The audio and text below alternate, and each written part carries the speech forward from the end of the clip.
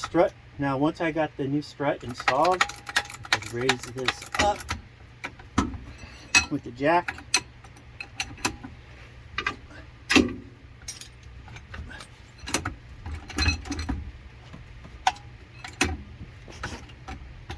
To align this.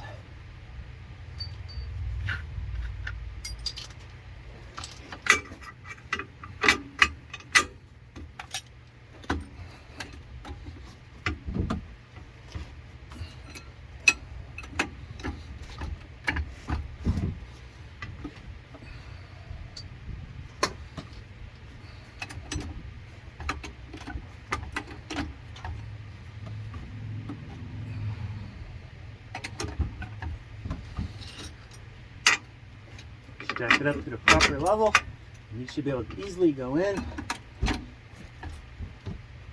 somewhat.